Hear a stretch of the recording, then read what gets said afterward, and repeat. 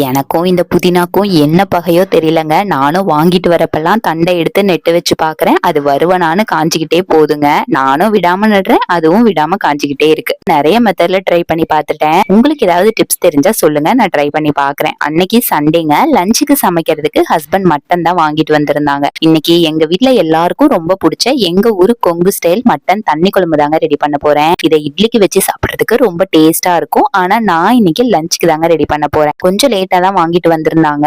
அதனால காலையில சாப்பிடுறதுக்கு சக்கரவள்ளி கிழங்கு மட்டும் வேக வச்சு சாப்பிட்டுட்டு ரெடி பண்ண ஸ்டார்ட் பண்ணிட்டேன். மட்டனை நல்லா கழுவிட்டு ஒரு குக்கர்ல எண்ணெய் ஊத்தி மட்டன் சேர்த்து 2 டேபிள் ஸ்பூன் இஞ்சி பூண்டு பேஸ்ட், மஞ்சத்தூள், உப்பு, இது கூட நல்லா தாராளமா தண்ணி சேர்த்து மட்டன் வேகிறதுக்கு ஒரு 5 விசில் வச்சுக்கலாம். மட்டன் வேகிற டைம்ல மசாலாக்கு ஒரு பேன்ல எண்ணெய் விட்டு 15ல இருந்து 20 சின்ன வெங்காயம், ஒரு கொத்து கருவேப்பிலை, ஒரு முழு தக்காளியை சேர்த்து வதக்கி விட்டுக்கோங்க.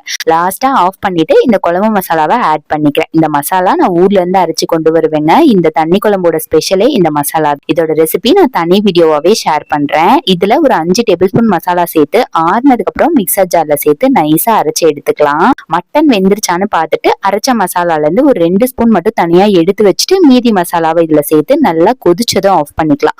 இப்போ இதுல இருக்கிற மட்டனை தனியா எடுத்து வறுத்துக்கலாங்க. எண்ணெய் விட்டு வெங்காயம், பச்சை மிளகாய், கருவேப்பிலை சேர்த்து வதக்கி விட்டுட்டு எடுத்து வச்சிருக்கிற மசாலா சேர்த்து வதக்கிக்கலாம். இதுல குழம்புல இருந்து 2 கரண்டி எடுத்து இதுல ஊத்தி வேக வச்ச மட்டன் சேர்த்து ஒரு 5 நிமிஷம் கழிச்சு கொத்தமல்லி தூவி தூவி ஆஃப் பண்ணா சூப்பர் டேஸ்டியான மட்டன் வறுவல் தண்ணி குழம்பு எல்லாமே ரெடி ஆயிருங்க. அன்னைக்கு லஞ்ச் சூப்பரா சாப்பிட்டாச்சு. வீடியோ பிடிச்சிருந்தா பேஜ் ஃபாலோ பண்ணிக்கோங்க. நாளைக்கு பார்க்கலாம். டாடா.